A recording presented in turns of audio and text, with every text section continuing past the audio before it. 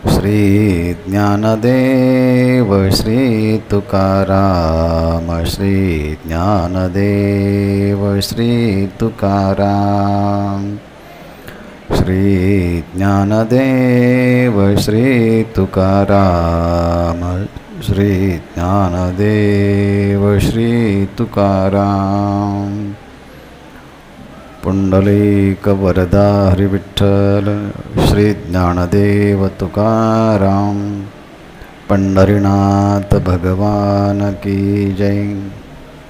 माऊली ज्ञानेश्वर महाराज की जय। जगद्गुरु तुकाराम महाराज की जय। शांति ब्रह्म श्री एकनाथ महाराज की जय। सद्गुरु श्री जोग महाराज की जय। यमधर्म सांगे दूता परिसावी निज कथा जेथे राम नाम वार्ता तया देशा न जावे। नाम महादोषा हरण नाम पतित पावन नाम कलिमल दहन भवबंधन मोचक। जे देसी नाम वसे नाम श्रवणी विश्वासे गाती नाचती उल्लासे झणी पहाल तयाकडे। जय ग्रामी हरिपूजन जे नगरी हरि कीर्तन तेत केलिया बंधन तुम्ही पावाल त्रिशुद्धी। जये देशी गरुडाटका कुंचे ध्वज आणि पताका। जेथे संत जन ऐका तया देशा नव जावे। अनेक एक ऐकारे विचारू जेत राम नामाचा गजरू। तेत बाप रखमा देवरू तया बळे नागवती। पवित्र सलीला इंद्रायणी मातेच्या तीरावरती संत श्रेष्ठ ज्ञानराज माऊलींच्या समाधी मंदिरामध्ये भगवान श्री सिद्धेश्वरांच्या सन्मुख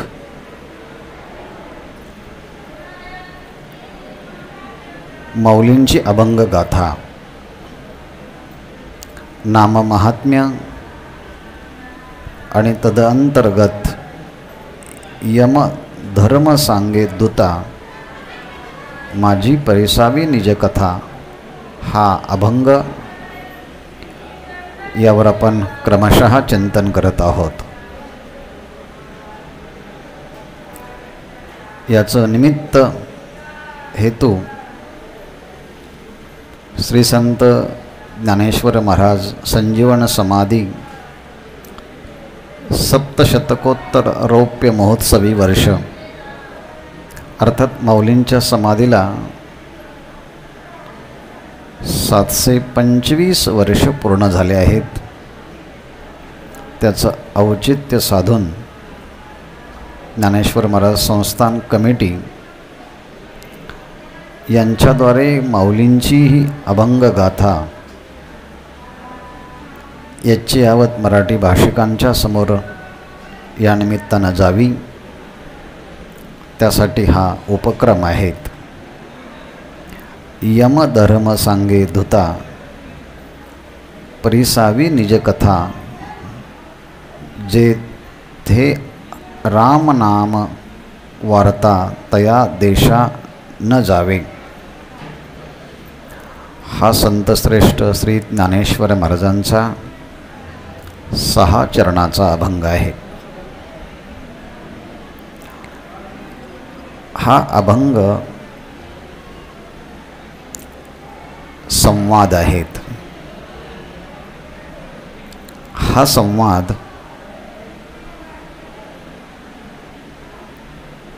यमधर्म आणि त्यांचे दूत या उभयतांच्यामध्ये झालेला हा संवाद आहे.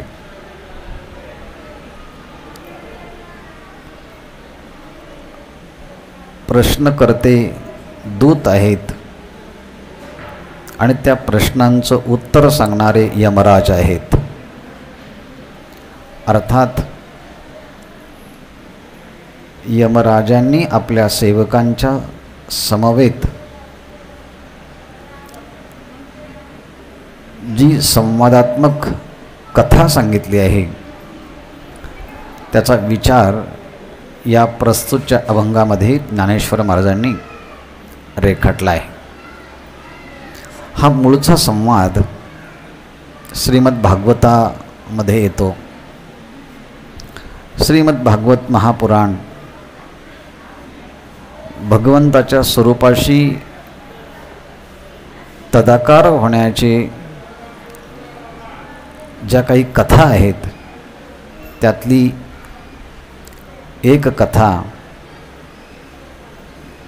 म्हणजे श्रीमद भागवताचा 6ष्ठ स्कंद आणि त्या 6ष्ठ स्कंदामध्ये 3रा अध्याय. त्या 3ऱ्या अध्यायामध्ये प्रत्यक्ष यमाने सांगितलेले ही कथा आहे. याचा विचार याप्रमाणे स्पष्ट होतोय.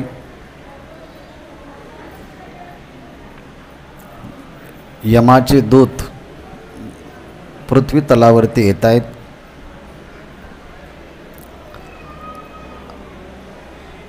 अनेक पाप करणारा अजामिळ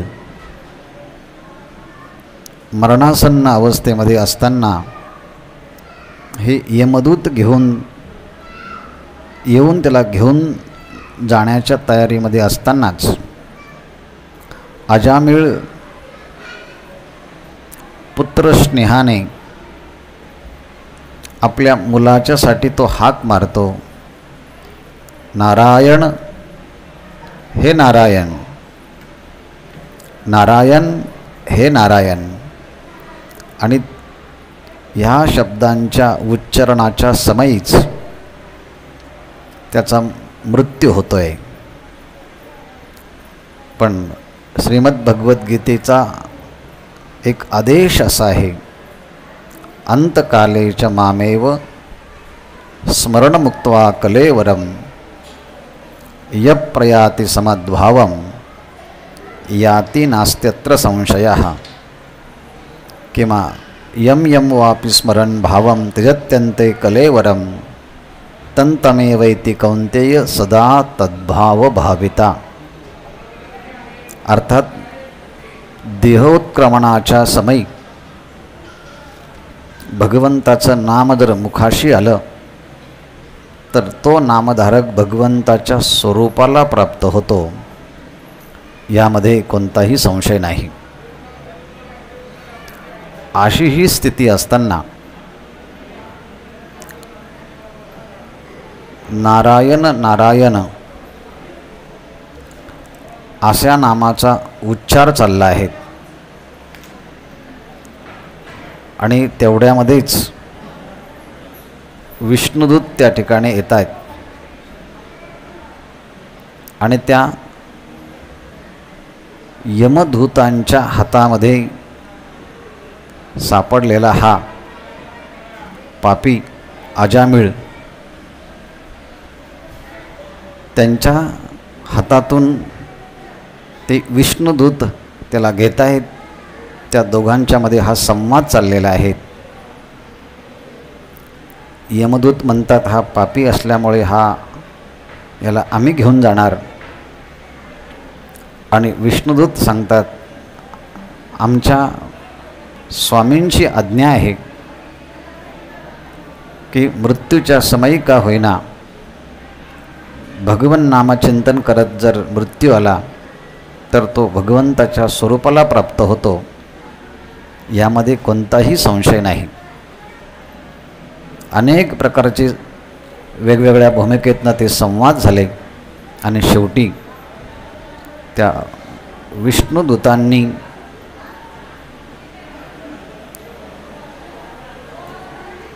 त्या जीवाला घेऊन आपल्या निजधामाला ते गेले आहेत. अजामिळ हा सगळा वृत्तांत तो ऐकतोय, पाहतोय. पण दुसऱ्या बाजूला हे यमदूत परत हाताने आपल्या स्वामीकडे जात आहेत आणि ते दूत आपल्या स्वामींना म्हणजे यमधर्मांना प्रश्न उपस्थित करत आहेत. कावो म्हणाले, या जगामध्ये असा कोणाकोणाचा अधिकार आहे की ते जीवाला घेऊन जातात? आत्तापर्यंत तुमची आज्ञा शिरसाबंदे मानून आम्ही हे सगळं काम करत होतो, परंतु आज एक नवीनच प्रकार घडला की जो त्यांनी सगळा वृत्तांत तो अजामिळेचा सांगितला. आणि मग ते यमदूत म्हणतात, आता असे अनेक जर स्वामी असेल तर ह्यामध्ये समाज व्यवस्था राहणार नाही. आम्ही पण जीवाला आणण्यासाठी जाणार, आणखी दुसरं कोणीतरी त्यांचे दूत पाठवणार. मग आम्हाला तुम्ही एकदा सांगून तरी टाका, ह्या जगामध्ये स्वामी किती आहेत?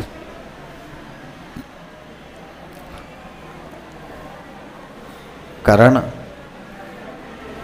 नारायण नारायण ह्या शब्दाचा प्रभावच त्यांनी यमदूतांना सांगितला. नारायणे ते शब्दोस्ति.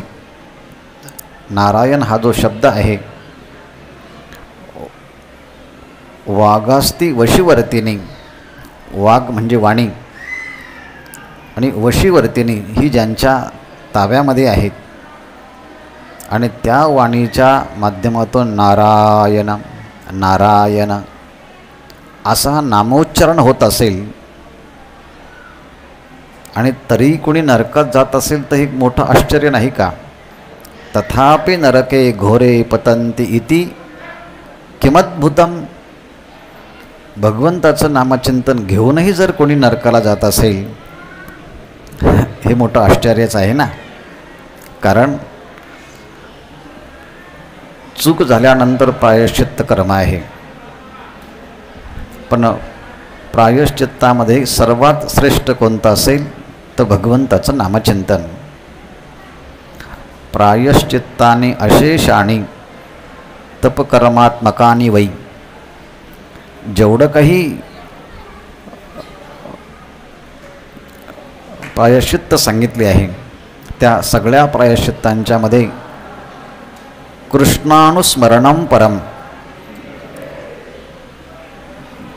कृष्णस्मरण किंवा रामस्मरण हे सगळ्या प्रायश्चित्तांच्यामध्ये श्रेष्ठ आहे. म्हणून यानी तेषामशेषाणाम कृष्णानुस्मरणम परम. भगवंताचं स्मरण हे सगळ्या प्रायश्चित्तांच्यामध्ये श्रेष्ठ आहे. हा सगळा रामनामाचा वृत्तांत त्या दूतांनी सांगितला. आणि मग यमदूत आणि यमधर्म यांच्यामध्ये एकांतात जी बैठक झाली, जी चर्चा झाली, जो संवाद झाला, किंबहुना जो परिसंवाद झाला, त्या परिसंवादाच्या मध्ये त्या यमदूतांनी सांगितलं, कारण यमदूत हा एक परम भागवत आहे. परम भागवत म्हणताना भगवंताचं जे स्वरूप जाणणारे, जे काही रहस्य जाणणारे जे काही 12 जण आहेत, त्या 12 जणांपैकी यमधर्म हा एक भगवंताचं रहस्य आणि स्वरूप जाणणारा आहे. स्वतः त्या यमधर्मांनी आपल्या दूतांना सांगितलं की बाबा हो, या जगामध्ये आम्ही 12 जण आहोत की ज्यांना भगवंताचं यथार्थ स्वरूप कळालेलं आहे. आणि त्यामध्ये ब्रह्मदेव आहे, देवर्षी नारद आहे, भगवान शंकर आहे, सनत कुमार आहेत, कपिल महर्षी आहेत, स्वयंभू मनु आहेत, प्रल्हाद, जनक, पितामह भीष्म, बली, शुकदेव आणि स्वतः मी म्हणजे धर्मराज, ह्याप्रमाणे आम्ही 12 जण आहोत आणि त्या 12 जणांना भगवंताचं यथार्थ स्वरूप माहिती आहे. स्वयंभूर नारदा शंभू, कुमार कपिलो मुनिः, प्रल्हादो जनको भीष्म, बलिर्वयासिकीर्वयं, द्वादशेतानि विजानीमो धर्मं भागवतं भटाः असं म्हटलं आहे. याप्रमाणे गुह्यम विशुद्धम दुर्बोधम, अत्यंत गुह्य आणि विशुद्ध असणारं भगवंताचं स्वरूप आहे.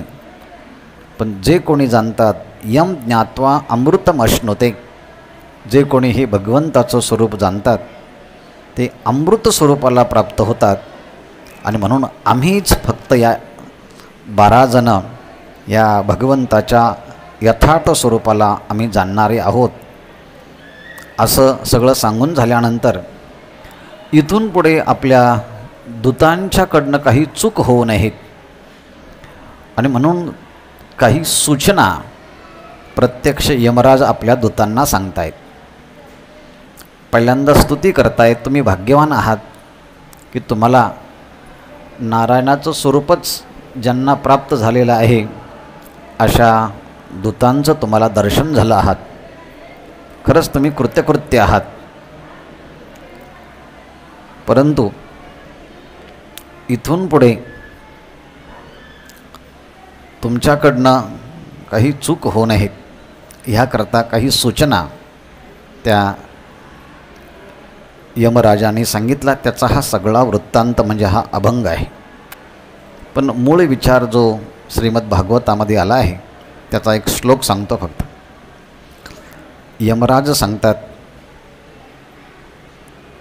तुम्ही त्या लोकांना माझ्याकडे घेऊन या, कोणत्या, ज्यांना भगवंतांनी जिव्हा दिली पण त्या जिव्हेचा उपयोग भगवंताचं गुणगान करत नाही.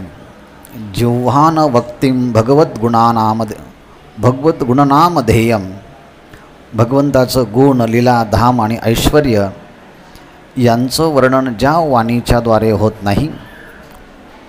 चेतश्च न स्मरती, जे चित्त भगवंताचं नामचिंतन करत नाही.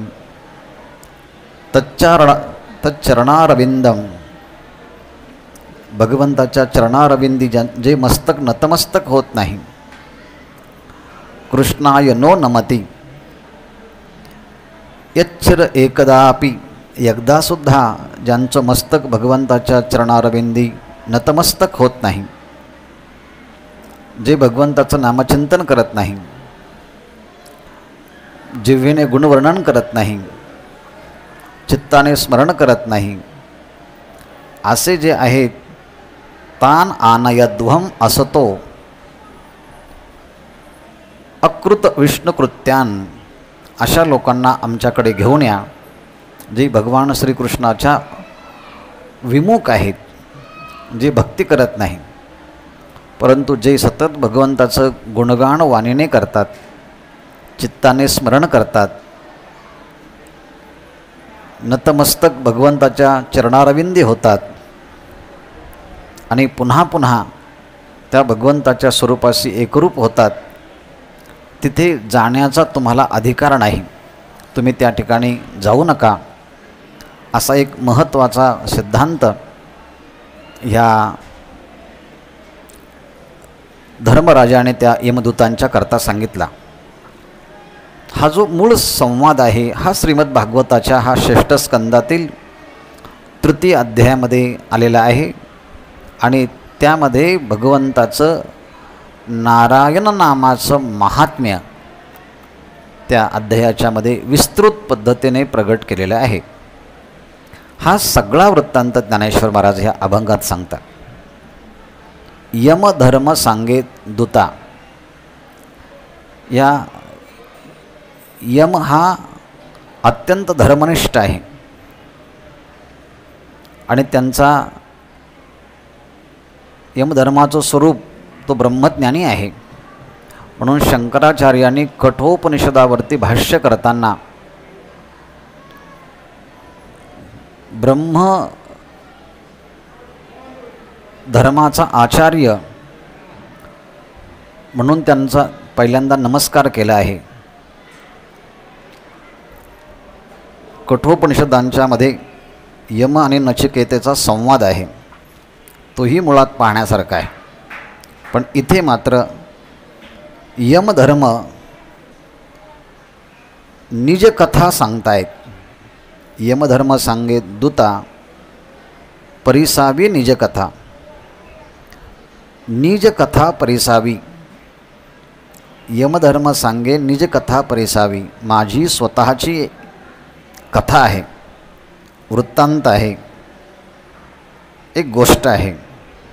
तुम्ही ती शांततेनं एका चित्ताने ऐकावी. काय म्हटले? जेथे रामनाम वार्ता, ज्या ठिकाणी भगवान श्रीरामचंद्रांचं पवित्र जे नाम आहे ते नाम ज्या ठिकाणी बोललं जात असेल, त्या नामाची चर्चा होत असेल, ज्या नामाचं वर्णन ज्या ठिकाणी होत असेल, त्या देशा न जावे.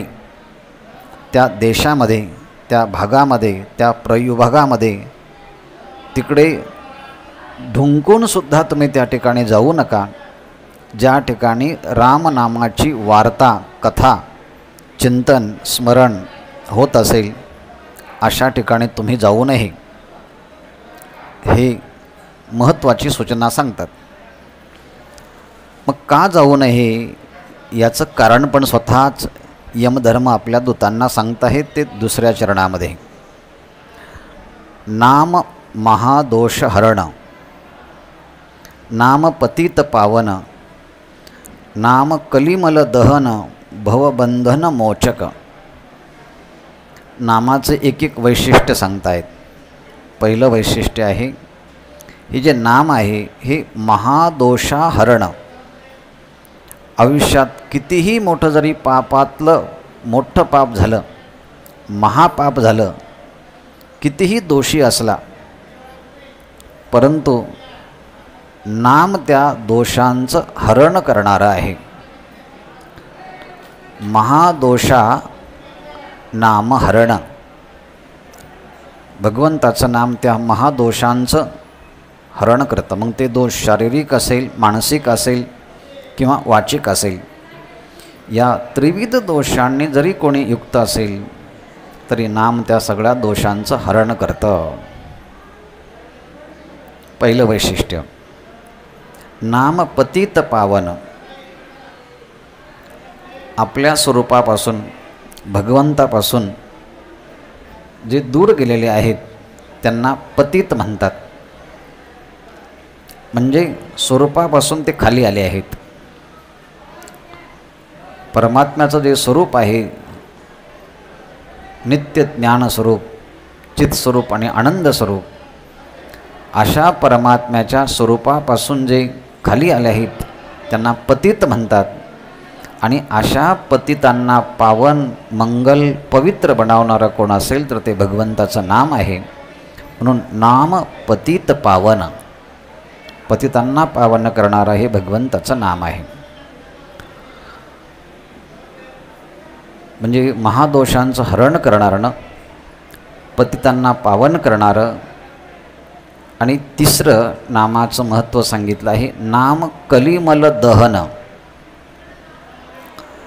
नाम काय करतं? दहन म्हणजे जाळतं. कशाला जाळतं आहे नाम? मल म्हणजे दोषाला, पापाला जाळतं आहे. कोणत्या पापांना? कलिमल. कळीच्या कालामध्ये होणारा जो काही पाप आहे त्या पापांचं दहन करणारं हे भगवंताचं नाम आहे. कलीचा प्रभावच या ठिकाणी इतका विचित्र आहे की तीर्थक्षेत्रामध्ये पावित्र्य राहिलं नाही. तीर्थक्षेत्रातील जे काही लोक आहेत त्यांच्या ठिकाणी श्रद्धा कमी झाली आहे, व्यवसायीकरण वाढलं आहे, मोठ्या माणसांचा अपमान केला जातो, अशा विविध दोषांनी युक्त असणारं हे कलियुग आहे. पण ह्या कलियुगामधले सगळ्या दोषांना जाळून टाकण्याचं एक अलौकिक सामर्थ्य या नामाच्या मध्ये असल्यामुळे नाम कलिमल दहन, कलीचा मल म्हणजे पाप, त्याचं दहन म्हणजे नाश करणारं हे नाम आहे. चौथं नामाचं वैशिष्ट्य सांगितलं आहे, नाम भवबंधन मोचक. भव म्हणजे जन्म मृत्यू, हेच बंधन आहे. कारण जन्मा येणे घडे हे पापाचं मूळ आहे, असं जगद्गुरु तुकाराम महाराजांनी एके ठिकाणी आपल्या अभंगात म्हटलं आहे. आणि म्हणून जन्म आणि मृत्यू हेच एक प्रकारचं बंधन आहेत. आणि ह्या जन्म मृत्यूच्या बंधनातून मोकळं करणारा कोण असेल, सोडवणारा कोण असेल तर ते नाम आहे. ह्याप्रमाणे या दुसऱ्या चरणामध्ये नामाचे 4 वैशिष्ट्य सांगितले आहे. नाम हे महादोषांचं हरण करणारं आहे, पतितांना पावन करणारं आहे आणि कलियुगामध्ये असलेले जे काही दोष आहेत त्या दोषांना जाणणारं आणि जन्ममृत्यूच्या भवचक्रातून सोडवणारं आहे ते भगवंताचं नाम. असा हा नाम महिमा स्वतःच यमधर्म आपल्या दूतांना सांगतायत. आता एक सूचना करतायत यमधर्म आपल्या दूतांना, जये देशी नाम वसे, नाम श्रवणे विश्वासे, गाती नाचती उल्लासे, झणी पहाल तयाकडे. यमराज आपल्या दूतांना म्हणतात, जये देशी नाम वसे, ज्या देशामध्ये भगवंताचं नामस्मरण होत असेल, ज्या देशामध्ये भगवंताच्या नामाचा जयघोष असेल, कृष्ण विष्णू हरी गोविंद या नामाचे निखिल प्रबंध, माझी आत्मचर्चा विशद उदंड गाती, राम कृष्ण हरी विठ्ठल केशवा, मंत्र हा जपावा सर्व काळ. ह्याप्रमाणे हे भगवंताची नामावली ज्या देशामध्ये भगवत भक्त गात असतील आणि ज्या देशामध्ये हे भगवंताचं नाव असेल, नाम श्रवणी विश्वासे, आणि जे कोणी अत्यंत विश्वासानं, श्रद्धेनं, समर्पणानं ते भगवंताचं नाव श्रवण करत असतील, कानाने ऐकत असतील, एवढंच नाही तर ते भगवंताचं नाम संगीतामध्ये गात असतील, लावणे मृदंग श्रुती टाळ घोष, शिवू ब्रह्मरस आवडीने, किंवा गाये नाचे उडे आपुलिया छंदे, मनाचे आनंदे आवडीने. ह्याप्रमाणे ते नाम संगीताच्या माध्यमातून कोणी गात असतील, त्या नामाच्या बरोबर कोणी आनंदाने नाचत असतील, म्हणून उल्लासे गाती उल्लासे नाचती, अत्यंत आनंदाने ते नाम गात नृत्य करत कोणी भक्त असतील, ते नाम कोणी श्रद्धेने श्रवण करत असतील, तर ज्ञानेश्वर महाराज म्हणतात, झणी पाहाल तयाकडे. तुम्ही त्याकडे कदाचित पाहाल, त्याकडे कदाचित तुम्ही जाल, तर म्हणून अशा भगवत भक्त नामचिंतन जिथे करतात त्या देशाकडे जाऊ नका. विश्वासाने जे नामचिंतन करतात त्या भगवत भक्तांकडे जाऊ नका. जे नाम गात असतील, नाम घेत घेत आनंदाने नाचत असतील, अशांच्याकडे कदाचित जर तुम्ही पाहाल तर पाहू नका. म्हणजे जावायचं तर नाहीच नाही, पण त्यांच्याकडे पाहायचं सुद्धा नाही. म्हणून जये देसी नाम वसे, नाम श्रवणी विश्वासे, गाती नाचती उल्हासे, झणी पाहाल तयाकडे. ह्या तिसऱ्या चरणाच्या मध्ये यमराज आपल्या दूतांना सांगतात, तुम्ही तिकडे दृष्टिक्षेपसुद्धा करू नका जिथे ह्या गोष्टी होत असेल तिथे. त्याचबरोबर आणखी एक तिसरी सूचना प्रत्यक्ष यमराज आपल्या दूतांना देत आहेत. जये ग्रामी हरिपूजन, जये नगरी हरिकीर्तन, तेथे गेलिया बंधन तुम्ही पावाल त्रिशुद्धी. आता एखाद्या गावामध्ये भगवंताचं हरीचं पूजन होत असेल, हरीचं कीर्तन होत असेल, त्या गावाचं वैशिष्ट्य सांगतात. जये ग्रामी म्हणजे ज्या गावामध्ये हरिपूजन, ज्या गावातील लोक अध्यात्मप्रेमी आहेत, भगवंताचे भक्त आहेत आणि भगवंताची षोडोपचारे पूजन करत आहेत. कारण भगवंताच्या भक्तीमध्ये, कथेमध्ये, पूजामध्ये प्रीती असणं ही एक भक्ती आहे. म्हणून ज्या गावामध्ये हरीची पूजन करणारी भगवत भक्त आहे त्या गावाचं वैशिष्ट्य सांगतात. आता नगर म्हणजे त्या गावापेक्षा मोठं शहर. जये नगरी हरी कीर्तन, ज्या नगरीमध्ये म्हणजे शहरामध्ये हरीचं कीर्तन होत असेल, संकीर्तन होत असेल, तेथे गेलिया बंधन तुम्ही त्रिशुद्धी पावाल. अशा गावामध्ये किंवा अशा नगरामध्ये गेलात की जिथे भगवंताचं नामसंकीर्तन, भगवंताची पूजा, नामघोष, उत्सव चाललेला आहे, तेथे जर तुम्ही गेलात तर नक्की नक्की आणि नक्की असं त्रिवार सांगून तुम्ही त्या ठिकाणी बंधनात अडकाल, संकटात पडाल. म्हणून त्या ठिकाणी सुद्धा जाऊ नका. ह्या विधानावरून गावातील लोक धार्मिक प्रवृत्तीचे असले, शहरामधले लोक आध्यात्मिक प्रेमी असले तर किती मोठा प्रभाव होतो असा संदेश यमराज आपल्या दूतांना देत आहेत.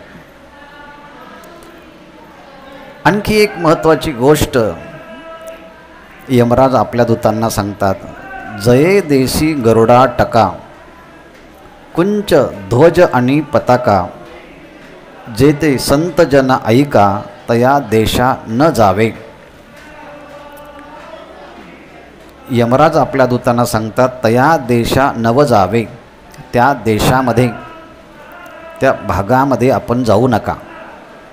तया देशा न जावे, नव जावे, त्या देशामध्ये जाऊ नका. कोणत्या देशामध्ये? जये देशी, ज्या देशामध्ये गरुड टका, अर्थात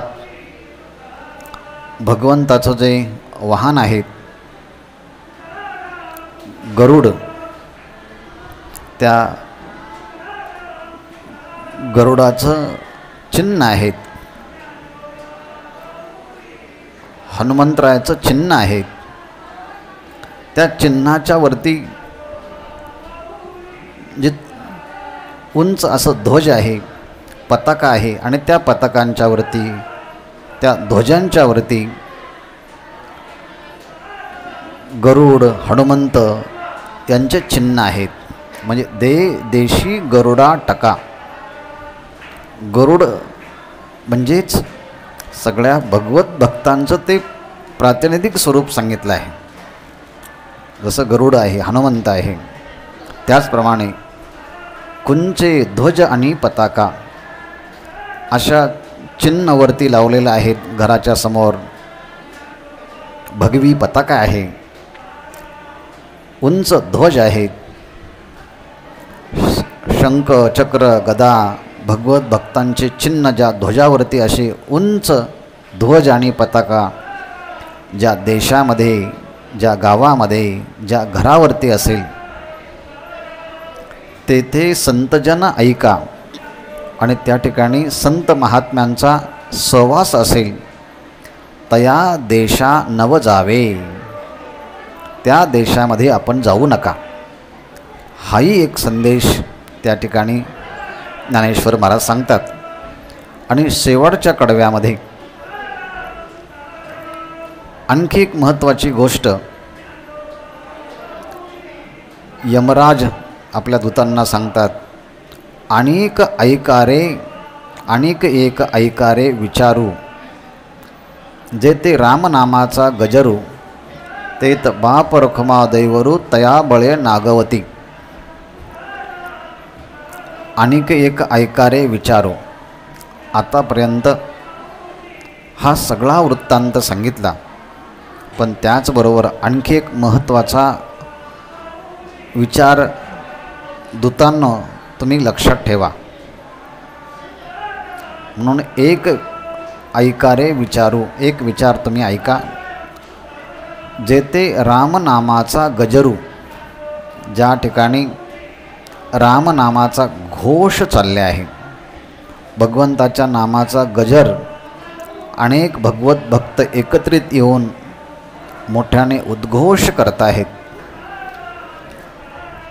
असे जे भगवत भक्त असतील, जेथे प्रभूच्या नामाचा उद्घोष चाललेला असेल, त्या ठिकाणी बाप रखमा देवरू, रुखमा देवरू बाप असणारा श्री विठ्ठल, त्याचं बळ, त्याचं सामर्थ्य त्या भगवत भक्तांना प्राप्त होतं. आणि म्हणून तया बळे नागवती, त्याच्या बळावरती तुम्हाला ते परत पाठवतील. त्यांचं एवढं मोठं सामर्थ्य आहे, म्हणून तुम्ही त्यांच्या स्वाधीन त्या ठिकाणी होऊ शकत नाही. त्या सामर्थ्याचं बळ त्यांना भगवंताच्या कृपेनं प्रत्यक्ष प्राप्त झालेलं असतं. भगवंत त्या ठिकाणी नित्य वास करत असतो. म्हणून अनेक ऐकारे विचारू, जे ते नामाचा गजरू, तेत मापरखमा देवरू, तया बळे नागवती. हा नामाचा महिमा ज्ञानेश्वर महाराजांनी संवादाच्या माध्यमातून ह्या ठिकाणी प्रगट केला आहे. आता तत्सम तसाच एक संवाद, पण थोडासा वेगळा, ह्या पुढच्या अभंगात सांगतात. तत्त्वमस्यादी वाक्य उपदेश, नामाचा अर्धांश नाही तेथे.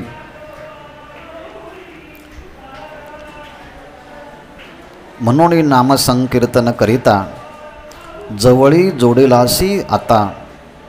क्षणो न भरी न विसंबे, जीवाची या जीवनारया. नाम निज धीर, गरजती वैष्णव वीर. कळिकाळ यमाचे भार, पळाले तेथे. म्हणून नाम वज्र कवच, तोची निर्गुणाचा अभ्यास. पाहे पा स्वये विचारोणी प्रकाशुनी, पाहे पा स्वये प्रकाश विचारोणी. ऐसे सुंदर रूपडे हृदयी धरले आता. पाहता केवी होय पूर्ण योनिरया. ऐसा सकळा अकळ कळला, हृदयी धरिला समता बुद्धी.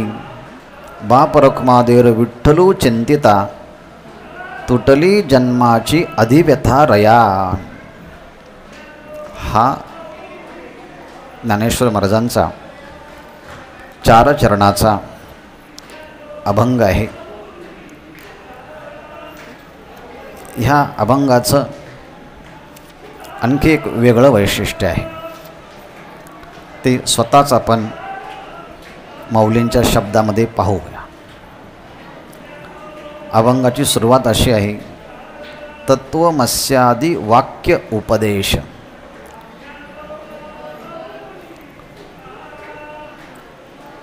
ऋग्वेद, यजुर्वेद, सामवेद आणि अथर्ववेद असे 4 वेद आहेत, 4 उपवेद आहेत. आणि त्या 4 वेदाच्या मध्ये एक असं वाक्य आहे की ज्या वाक्याच्या मध्ये जीव आणि परमात्मा यांचं ऐक्य सांगितलेलं आहे. अर्थात जीव आणि परमात्म्याच्या ऐक्याचा विचार ज्या वाक्यामध्ये आलेला आहे त्या वाक्यांना महावाक्य असं म्हणतात. आणि प्रत्येक वेदाचं हे वेगवेगळे वाक्य आहेत. जसं की इथे उल्लेख केला आहे, तत्वमसी, अयमात्मा ब्रह्म, अहम ब्रह्मास्मी, सत्यम ज्ञानमनंतम ब्रह्म असे वेदाचे हे 4 वाक्य आहेत. म्हणून इथे 4ही वाक्यांचा विचार किंवा उच्चार माऊली करत नाही. फक्त इत्यादी इत्यादी ह्या शब्दाच्या प्रयोगावरून तत्वमस्य, तत्वमसी, आदी आदी असं माऊली प्रयोग करत आहे. म्हणून इथे तत्वमसी आदी वाक्य उपदेश हे 4 वेदाचे 4 वाक्य आहेत.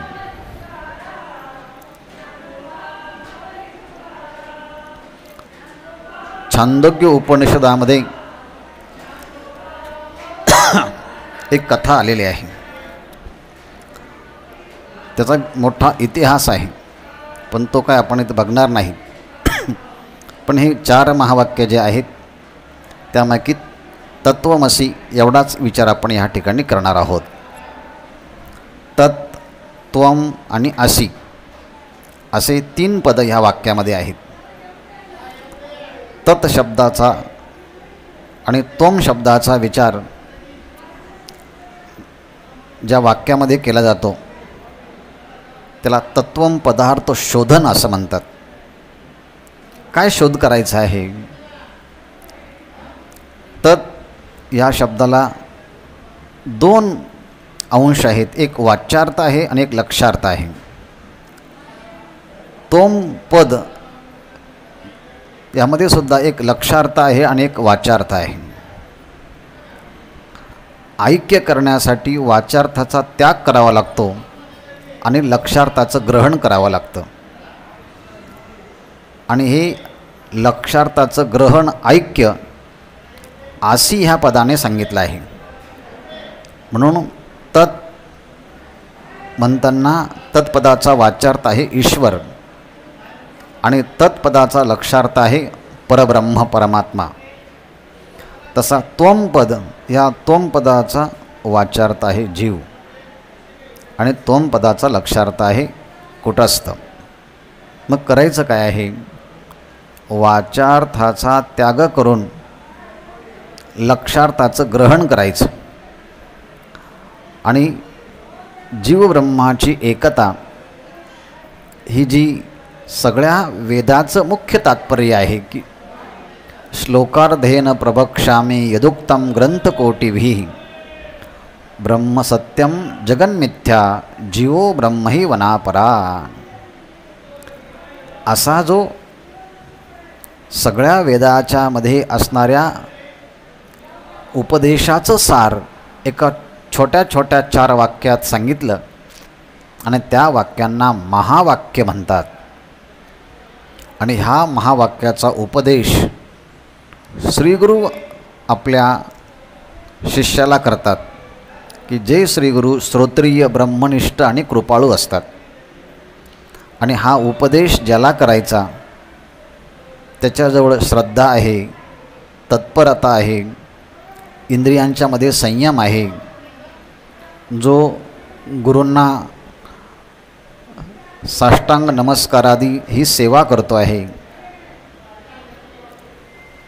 योग्य वेळेस प्रश्न विचारतो आहे, कोहम कतमिदम जातम कोवई कर्तास्य विद्यते, मी कोण आहे, कुठून आलो आहे, हे जग काय आहे, माझ्या जीवनाचा उद्देश काय आहे, हे सगळे प्रश्न तो विचारतो आणि मी ब्रह्म आहे, अहम ब्रह्मास्मी या अनुभूतीपर्यंत येतो.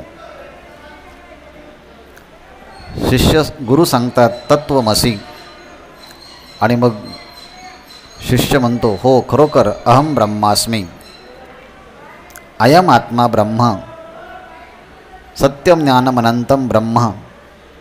ह्या महावाक्याच्या उपदेशाने जी फलश्रुती प्राप्त होते, ज्ञानेश्वर महाराज म्हणतात नामाचा अर्धांश नाही तेथे. या 4 महावाक्यांचा उपदेश एका बाजूला आणि भगवान प्रभूंचं राम, कृष्ण, हरी, विठ्ठल, गोविंद, गोपाळ हे जे काही नामं आहेत त्या नामाच्या सामर्थ्याचा जर भाग पाहिला तर एका अर्ध्या अंशा एवढंसुद्धा या तत्त्वमसी महावाक्याचं महत्त्व नाही. खरं म्हणजे हे वाक्य ऐकल्यानंतर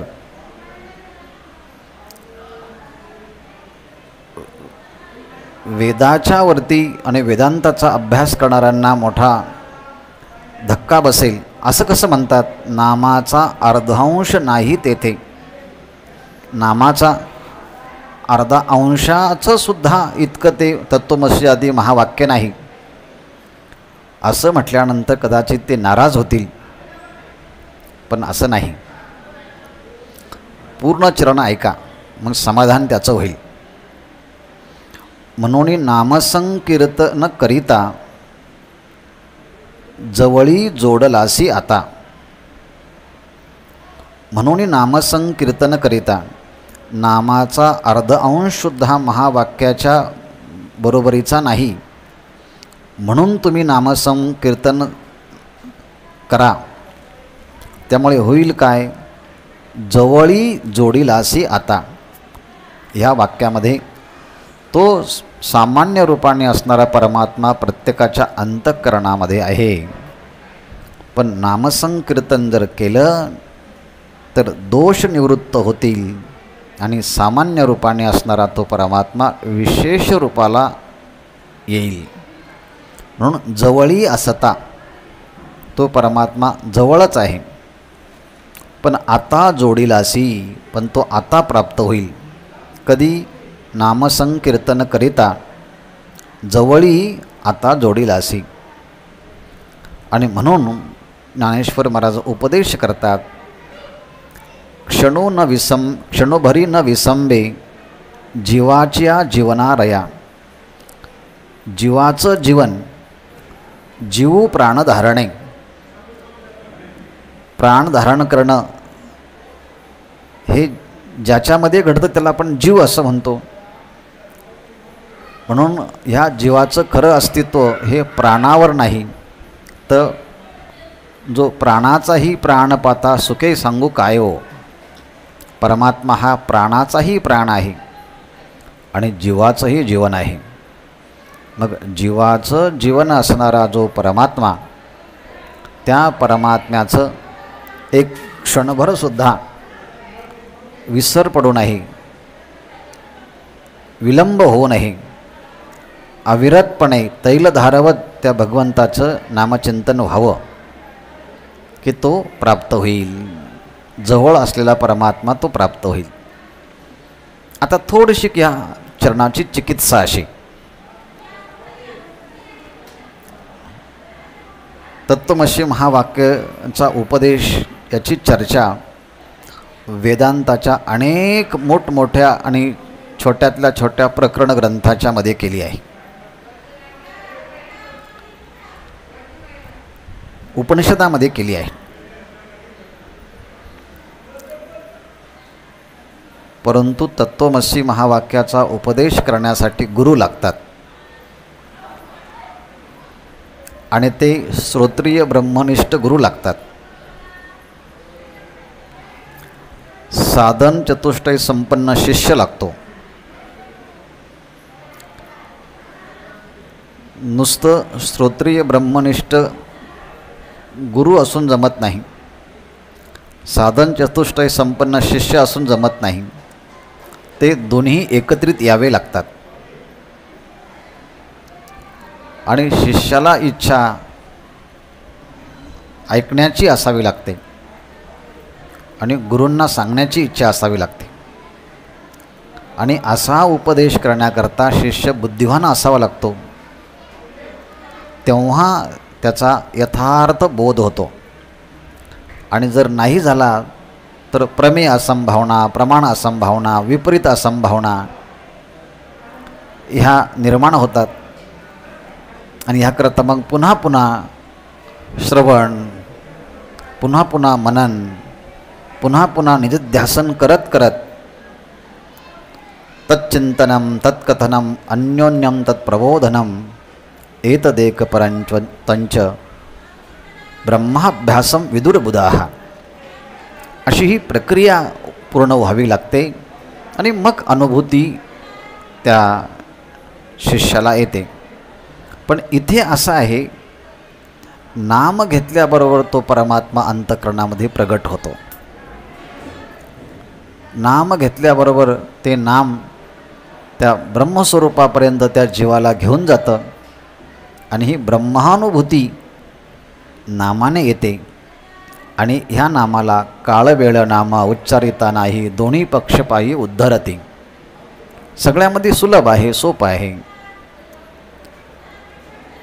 इथे अधिकार लागत नाही, वय लागत नाही, लिंग लागत नाही, कुणीही करू शकतं. म्हणून सुलभतेच्या दृष्टीने आणि फलाच्या दृष्टीने नाम हे सर्वश्रेष्ठ असल्यामुळे ज्ञानेश्वर महाराज नामाचा अर्धांश नाही तेथे असं नाममहात्म्याच्या प्रकरणामध्ये सांगतात. याचा अर्थ तत्त्वमस्यादी महावाक्यांच्यामध्ये फल नाही असं नाही, त्याचं महत्त्व आहे, त्याची फलश्रुती आहे. पण इथे नाम अधिक आहे एवढं सांगायचं आहे. याकरता नाम निजधीर गर्जत वैष्णव वीर कळीकाळ यमाचे थोर पळाले तेथे. आत्ताच आपण यमाचा आणि दूतांचा संवाद ऐकला. नारायण नारायण फक्त आजामिळानं असं एकदाच म्हटलं तरी विष्णुदूतांच्या समोर त्या यमदूतांना पळून जावं लागलं. म्हणून नाम निजधीर या ठिकाणी जे मोठे धैर्यवान आहेत वैष्णव, ज्यांनी काळाला परतून पाठवलेले आहे असं वीर, असे वीर वैष्णव त्यांनी धैर्याने सामर्थ्याने ज्या भगवंताचं नाम धारण करावं. म्हणून नाम निज धीर धैर्ययुक्त असणाऱ्या वैष्णवांनी, वीरांनी त्या नामाचं जे गर्जना करतात त्या नामाचं अंतःकरणामध्ये त्यांनी धारण करावं. कारण असं आहे, कळीकाळ यमाचे भार पळाले तेथे. कळीकाळ यमाचे भार पळाले तेथे. जेथे भगवंताचं नाम नारायण आहे, हरी आहे, विठ्ठल आहे, केशव आहे, कळीकाळ त्यासी न पाये दृष्टी असं ज्ञानेश्वर महाराजांनी हरिपाठात म्हटलं आहे. म्हणून कळीकाळ भार, या कळीच्या काळातला जो समुदाय आहे, असे यमाचे कळीकाळ भार तेथे पळाले, त्या ठिकाणाहून ते सगळे पळून गेले, असा नामाचा महिमा आहे.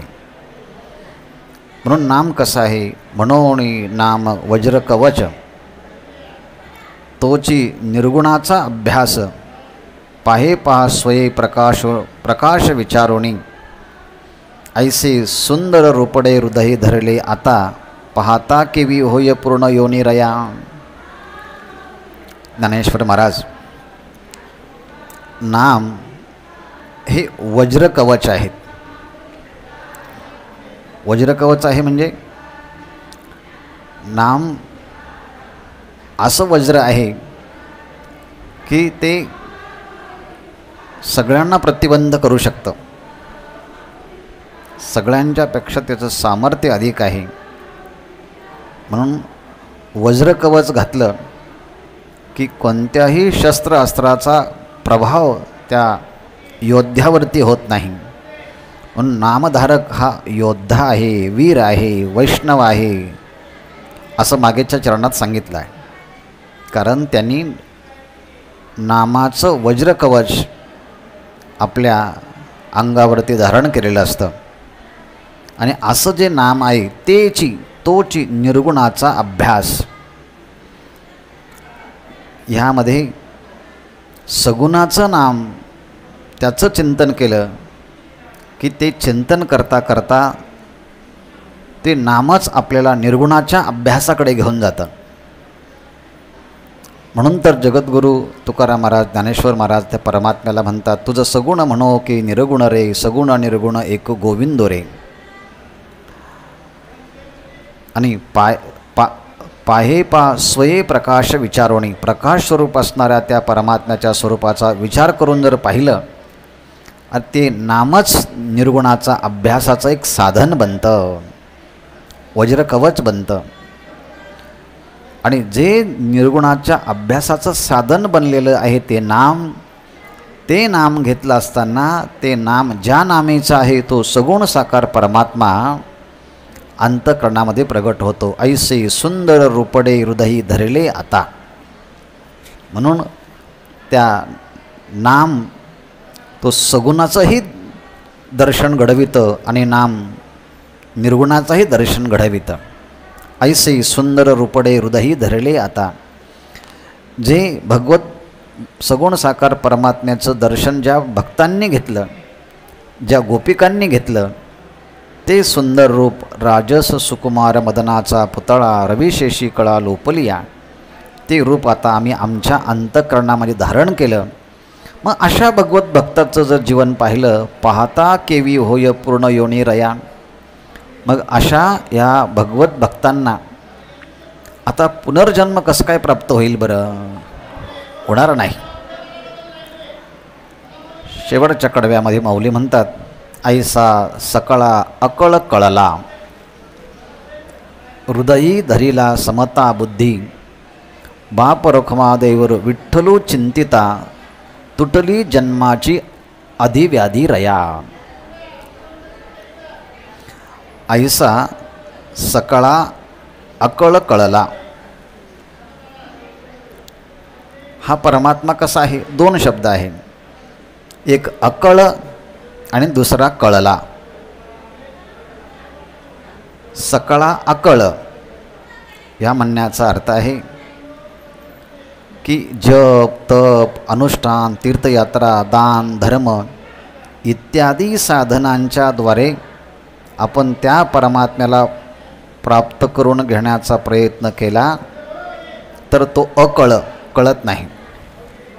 कारण तो सगळ्या साधनांचं अधिष्ठान आहे, मूळ कारण आहेत. तर त्या कार्यानेची हा परमात्मा कसा प्राप्त होईल? म्हणजे दिवा जसा सूर्याला प्रकाशित करू शकत नाही, तसे हे साधनं परमात्म्यापर्यंत पोचून देत नाही साधकाला. म्हणून नामाव्यतिरिक्त दुसऱ्या सगळ्या साधनांनी हा परमात्मा अकळ आहे, पण नामाने मात्र हा परमात्मा कळला जातो. म्हणून कळला. ऐसा कळला. ऐसा मध्ये आपण एक शब्द घालूया, ऐसा नामे कळला. आणि ऐसा अकळ, इतर साधनाने अकळ आणि नामे कळला.